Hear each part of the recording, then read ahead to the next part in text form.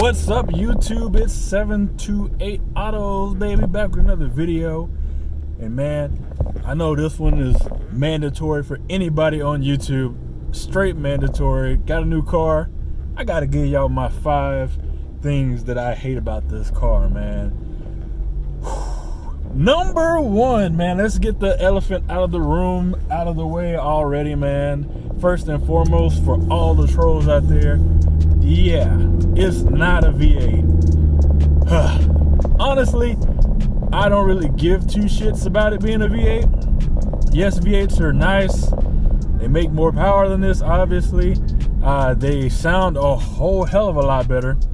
But when you save about $10,000 on the purchase of a brand new car just because of the engine choice, I'm not losing any sleep about not having a V8. I really, at the end of the day, given what I've done to this car already, I just don't give a shit, bro. I don't care. So let me get to my actual number 1, because I have legit gripes. I wouldn't say I actually hate the things, but you know, YouTube got a YouTube, so I got a YouTube, you know what I'm saying? All right, so my number 1 legit complaint about this car is the seats. Like, Ford, what the hell, man? You couldn't give us like actual heated and cool seats. Like, the heated part of it doesn't get hot enough, and the cool part of it is like a midget blowing on your balls, man. It's garbage. It's garbage, and I've got like maximum settings for everything, and it just doesn't do anything. It's like, it's a legit letdown, man. The heated and cool seats in Mopar products is way better. I don't know what Ford was thinking with this garbage, but I mean, it's what they put in here. It's the seats themselves. For the rest of it, I actually enjoy the seats because they're really comfortable. But that heated cool shit, they can keep that, man. It don't work. Number 2 on my list of complaints. Y'all can't even see me. Can y'all see me? Let me get somewhere better, man. So number 2 on my list of complaints about this car, man, is from the factory.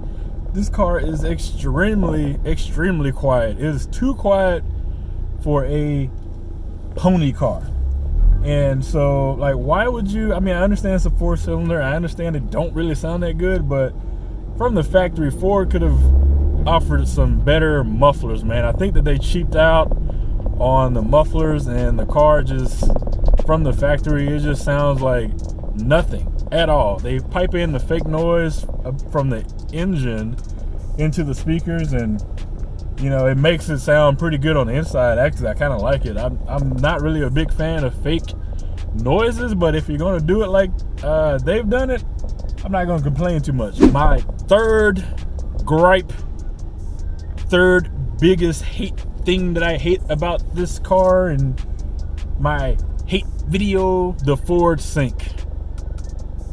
Like, why would you have this system set up to where, so if I use my Android Auto and I plug in the phone and have all the Android stuff on here, or same thing if you have the iPhone, if you do CarPlay, there's no fast way for me to change my climate control stuff, because most of it is done through the screen. So if I want to actually change where the air is coming out from the vents, I have to actually go all the way out of the Android Auto just to get to the air conditioning settings, and it's really, really annoying. So if you're driving, you got to try to basically exit out of Android Auto, go to the climate button, then change the settings there, then go back into the Android Auto. It's kind of dumb. They should have one dedicated button somewhere on here, because most of the time I leave it in auto, but sometimes the auto just isn't doing what I want it to do, which I'll tie that in there, but that's not really a big gripe. But just, why couldn't you put a button? You could have just put a button that just automatically goes to the climate page faster than me having to do like 3-4 other steps. All right, so gripe number 4, this is a pretty big one, man. It's like, so you got this sports car / pony car that you're spending all this money for, right? You think the biggest thing, especially with having a 10-speed automatic transmission, is that you would probably want to show that off, right? And so Ford, in their wisdom, like, I don't understand the marketing behind automobiles. A lot of it is really stupid, but particularly in general, they have this shifter which is pretty nice to hold and move. I like the little pistol grip action when you move it in and out. But right in front of that, instead of having like 10 speed or forward 10 speed or something to show off that you have a 10 speed automatic, they put sync.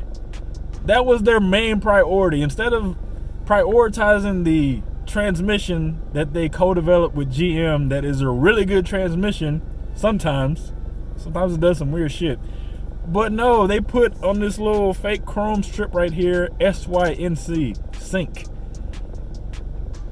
Like, is that what car branding has come down to? Is that people care more about bullshit touchscreens and shit like that than the actual driving experience?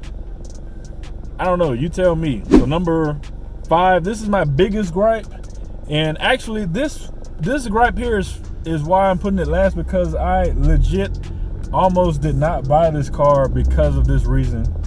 And when I was shopping for cars, this shit right here almost made me keep my old car and say, you know, forget American cars, period. And I don't want to sound like a snobby, like, oh, you don't like American cars? Well, get out, buddy. And I don't want to be that guy, but this car rattles and squeaks and all this. Like, it's so many noises in this interior, man. The seats rub up against the center tunnel. Like, y'all couldn't figure out a way to not make that more annoying. And there's little rattles. I swear to God, there's a screw loose somewhere, because if I accelerate too hard or corner too hard, you can hear it rolling around. I think it's somewhere in the dash underneath, like the damn, that speed bump was rough. Underneath the airbag hump, I don't know, just the dash part. If I corner too hard or something, you can hear it. You can roll. It rolls over to the right side, and then when I turn left or another, it rolls back over to the. Like, come on, man. This is a damn near brand new car. You should not be having those types of issues, man. There's noises behind the dash, behind the glove box. There's noises under my seat, and I have nothing under the seat. There's noises from the back. There's noises from the doors. The door panels squeak. The armrest is kind of flimsy. Like, it just feels so cheap, man. So cheap on the interior, man. So noisy, squeaky. And I'm like, how do you, like, as a car company, how do you let this type of stuff slide, man? I don't get it, man. Stuff's not lined up right. And it's kind of aggravating sometimes, man, when you're driving, especially when it's really cold outside and the whole interior is just making its own little music. And I'm like, damn, can you just shut the fuck up for a minute and let me drive? It's just all types of noise, man. It gets on my nerves. But the whole rest of the experience of driving the car, and it's a real fun car to drive. It handles really well. It's got good power. I think all that other stuff kind of outweighs it. I just turn the radio up if I don't want to hear it, man. And then it seems like if it's above like 50 degrees or whatever, all that stuff goes away. So I think it's just really when it's cold, the plastics and stuff. But still, come on, Ford. You can do better than that. But look, man, I don't want to make this video too long. This is supposed to be a quick video. It's your boy 728, man. Again, if you like these types of videos or like any other type of car related videos, man, do me a favor, check out my channel, see if you want to hit that subscribe button. Hopefully I earned the right to have you guys hit that button for me. Hit the like button if you like any of my videos, especially this one. And I will catch you in the next video. Peace.